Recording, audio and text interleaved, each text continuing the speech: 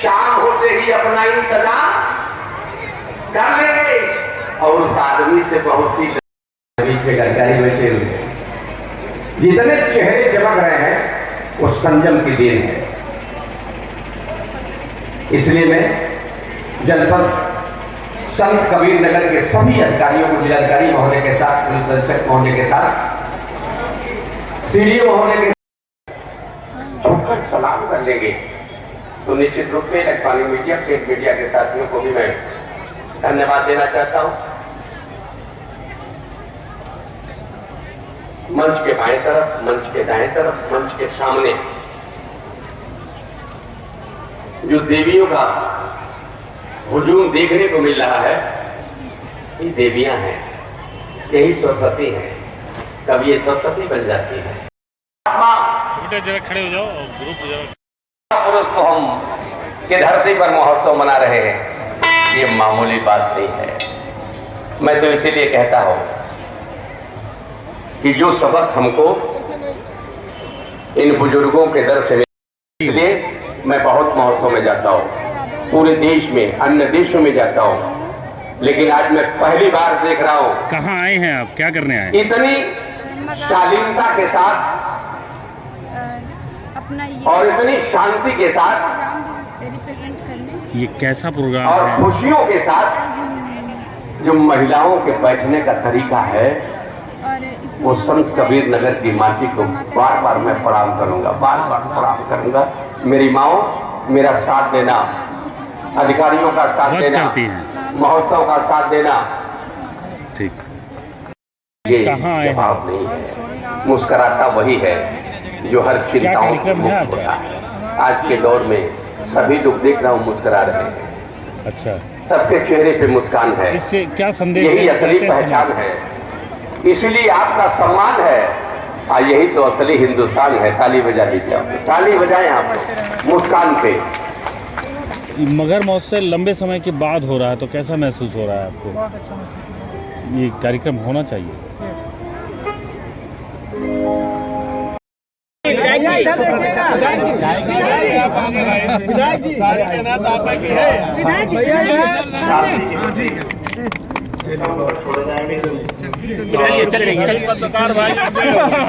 चलिए माननीय विधायक धनघटा गणेश चौहान जी, आप सब लोगों से मेरा अनुरोध है कि कृपया दीप प्रज्वलन कर कार्यक्रम की औपचारिक शुरुआत करने का कष्ट करें।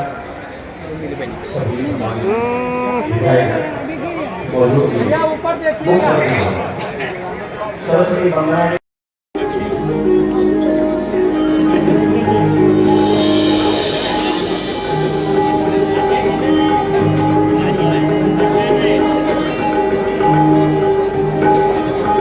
मंचा सिंह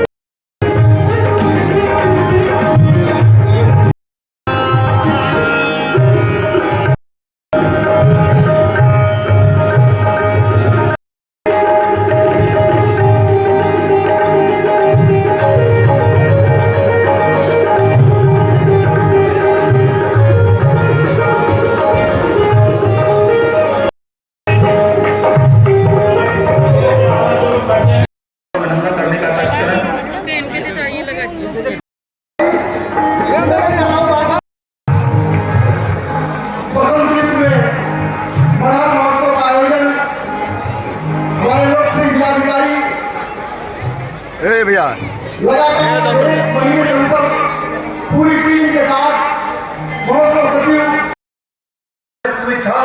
संत कबीर की यह धरती है।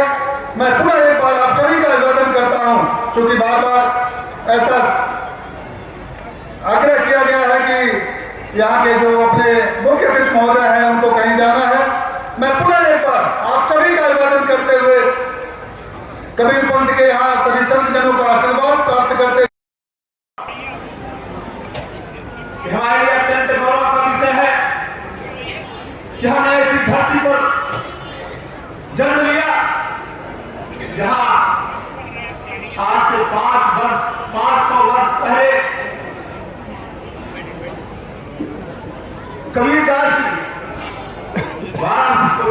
त्याग कर यहाँ पर अपना शेष जीवन निर्वाह करने आए और वो इस देश के हिंदुओं मुसलमानों अनेक पंथों अनेक धर्मों में जो परस्पर संघर्ष था उस संघर्ष को लक्ष्य करके उन्होंने जो संदेश दिया वह आज हिंदुस्तान ही नहीं पूरी दुनिया के लिए अनुकरणीय है और इस बात के लिए भी हमें गर्व है हम इस सूफी संत कबीर जिन्होंने मसी कागज छुओ नहीं और कलम कहो नहीं हाथ उनकी रचनाओं के एक एक लाइन दो दो लाइन के ऊपर बड़ी बड़ी संस्थाओं में लोग पीएचडी करते हैं कि उन लोगों की कृपा से आप सबके किए गए आशीर्वाद से दिए गए आशीर्वाद से किए गए प्रयास से मैं आज यहाँ विधायक हूं। चाहे कबीर की एकेडमी हुई या कबीर एकेडमी ने जो यहाँ के बारे में सोचा ऐसा भी पहला नेता भारतीय जनता पार्टी का हम सबके बीच में आज नहीं है। हम सबके भाई स्वर्गीय जो आज हमारे बीच में नहीं है पूर्व सांसद शरद त्रिपाठी जी उन्होंने यहाँ एक एकेडमी बनवा करके जो एक इस जनपद को धरोहर दिया है मैं उनको भी आज नमन करता हूं और यहाँ पे जिनको जहां पर गड़बड़ पाया उसी तरह से कहा जैसे कहना चाहिए। मुझे याद है मैं हजारी प्रसाद द्विवेदी जी की पुस्तक पढ़ रहा था कबीर पे पूरी उनकी टीका कबीर के साहित्य को लिखते लिखते एकदम जिसको कहें स्थान देशज भाषा में वो लिखे कि कबीर भाषा के नहीं वाणी के ही डिक्टेटर थे वाणी के ही डिक्टेटर थे और जो जैसे कहना होता था उसको उसी तरह से कहते थे बन पड़ता था तो सीधे सीधे नहीं दरेड़ा देते थे। तो ये दरेड़ा देने वाला साहित्यकार संत इस भूमि का है इस भूमि को पुनः पढ़ाना।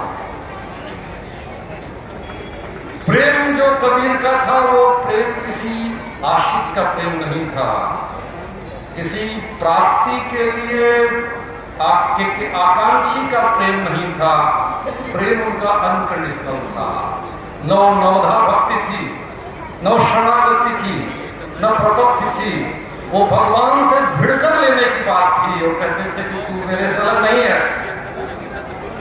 और उसके लिए जो बनना पड़ता था बनते थे। जब कभी कहा उन्होंने कि हर मैं तो राम की बहुरिया थे जो ये भी लिख दिया कि मैं तो कूता राम का कबीरा मेरा नाम गलत तो नहीं कह रहा हूं ज्यादा गलत बोलूंगा टोक दीजिएगा पढ़ाई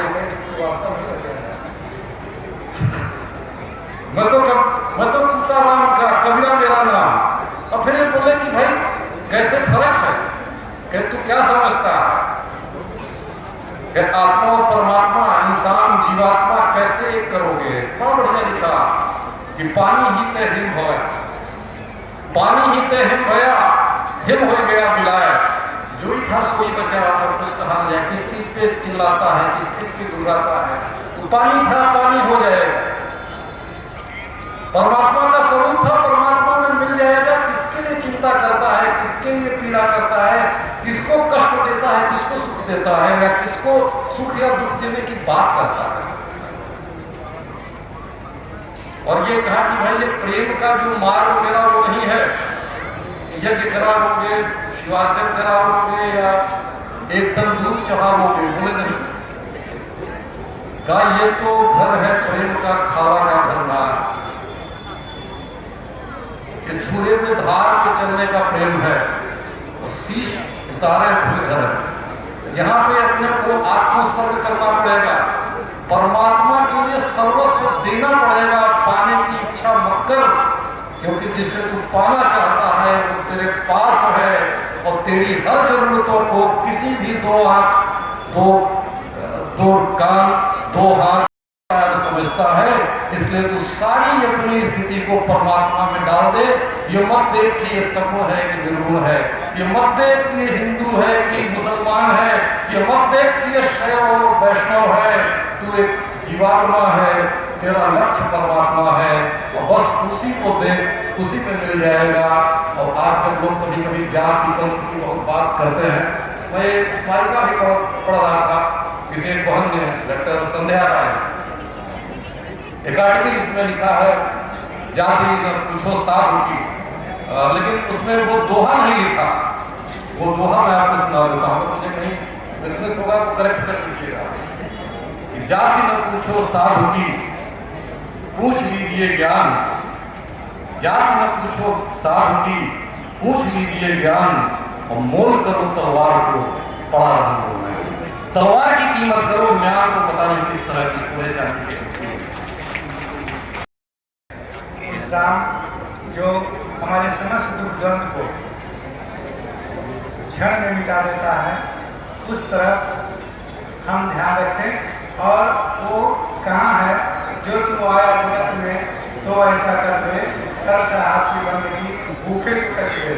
एक साहब को कहा और एक भूखे को, जो जिनकी अपेक्षा है, जिनके लिए आवश्यकता है, उन पर ध्यान देना।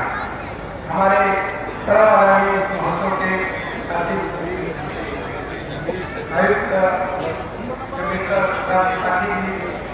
अभी कबीर साहब को जितनी उन्होंने समझा है, बिल्कुल कबीरमय होके उन्होंने बोला। इनके लिए बहुत बहुत धन्यवाद देते हैं, आपके आगमन के लिए, आपकी समझ के लिए।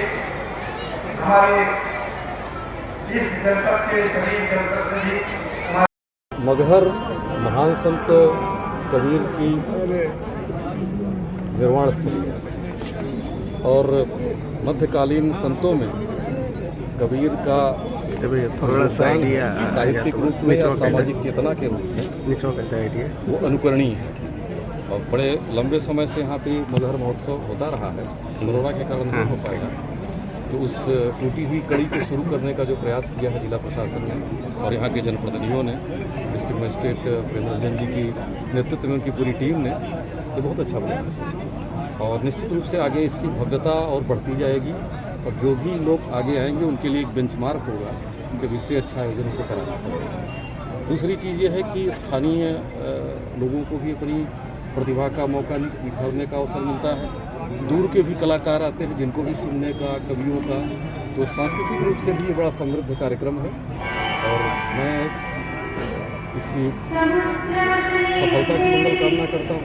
और जिस प्रकार से लोगों का आगमन है, जिस प्रकार से डेवलपमेंट के कार्यों को देखा जा रहा है, जिस प्रकार शासन की, सरकार की प्राथमिकताओं का भी यहाँ पे विहंगम हो रहा है, मेरे ख्याल से इस क्षेत्र के विकास के लिए ये बहुत ही उपलब्ध होता है। ठीक है। कबीर के बारे में कबीर क्या है? कबीर संत हैं, कबीर इंसान को इंसान समझते हैं और मनुष्य के, मानवता के कल्याण की बात करते हैं। और मेरे ख्याल से हमको सबको उनके इस एक लाइन के संदेश को समझना चाहिए, समझना नहीं चाहिए, उसका अपने जीवन में पालन करना चाहिए। महोत्सव का आयोजन किया गया, देखा ये गया कि इसमें मुख्य अतिथि सांसद थे लेकिन नहीं आए। मगहर महोत्सव हमारे संत कबीर नगर का एक ही बहुत ही गौरवशाली परंपरा का अंग है।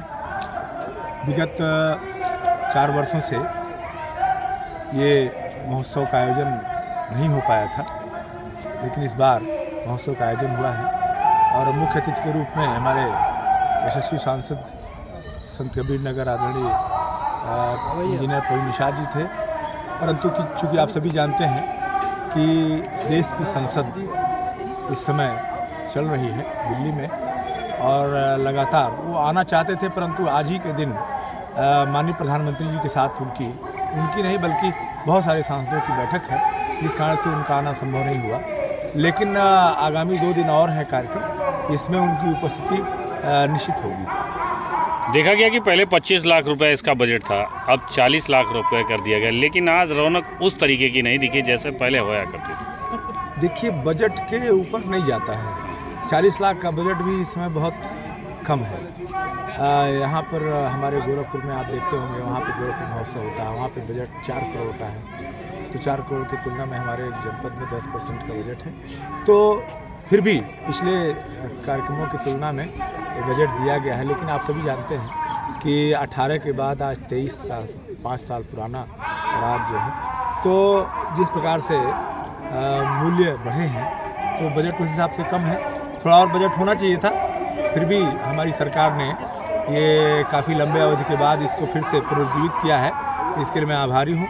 और यहाँ के जो ज़िले के अधिकारीगण हैं, जिलाधिकारी हैं और मंडल के अधिकारीगण हैं, मंडलायुक्त हैं, इन सब लोगों के भी हम आभारी हैं कि हम लोगों के सुझाव पर, हम लोगों के आग्रह पर सभी लोगों ने मिलजुल करके कार्यक्रम किया है। हमारे विधायक गणेश चौहान जी, विधायक हमारे सदर के अंकुराज तिवारी जी, और हम लोगों ने मिल करके एक प्रयास किया है। और चूँकि वक्त कम था, जब तय हुआ तो तय होने से लेकर के वक्त कम था, अगली बार इससे बृहद स्वरूप आपको दिखाई देगा। धन्यवाद सर। विधायक जी, आज मगहर महोत्सव का आगाज़ किया गया है, तो ऐसे में इसका उद्देश्य क्या है? देखिए, हमारा इस जनपद का एक परंपरागत पर्व मगहर महोत्सव मकर संक्रांति के दिवस पर मनाया जाता था, और जिसमें काफ़ी लोग यहाँ आकर संत जनों का आशीर्वाद और सतवाड़ी का श्रवण करते थे, जिसका लाभ पूरे जनपद में जो संदेश संत कबीर जी ने पूरे विश्व को दिया, ऐसी धरती पर हम लोगों का यहाँ बचपन से लेकर अब तक कार्यक्रम चलता रहा। विगत कोविड काल में जो अपना यह पर्व रहा, इसमें कुछ रुकावट आ गई थी कोविड प्रोटोकॉल के कारण। अब इस वर्ष प्रारंभ हुआ है, अगले वर्ष इससे भी अच्छी व्यवस्था, ऐसे चलता रहेगा, जिसका पूरा जनपद लाभ लेता है, यहाँ का क्षेत्र लाभ लेता है। और हिंदू मुस्लिम के सौहार्द का यह त्यौहार, सभी जाति पाति का कहीं भेदभाव नहीं रहता है, यहाँ सबका समरसता बना रहता है। संत कबीर जी का संदेश जो पूरे विश्व विख्यात में है कि कहीं से भी कोई जाति पंथ संप्रदाय पर नहीं रहता है, ऐसे कबीर जी के याद में, कबीर जी के स्मरण में, कबीर जी की सतवाड़ी सुनने के लिए कार्यक्रम आयोजित होता रहता है। ऐसा माना जा रहा है कि जिस तरीके से प्रशासन चाह रहा था, ऐसा प्रोग्राम दिख नहीं रहा। देखिए, उसके पीछे जो मेरा मानना है, चूँकि इस पर्व में हम सब बचपन से लेके अब तक हम सबका उपस्थिति रहता था। एक जो मकर संक्रांति के दिवस पे यह कार्यक्रम होता था, तो उसमें क्षेत्रीय लोगों का मतलब एक ज़्यादा चाह रहता था और ज़्यादा उपस्थिति दर्ज होती थी। कुछ कारण ये हो सकता है, कुछ कारण व्यवस्था की भी हो सकती है। तो अगले वर्ष में इससे भी अच्छा व्यवस्था करके सुदृढ़ किया जाएगा, इसको व्यवस्थित किया जाएगा।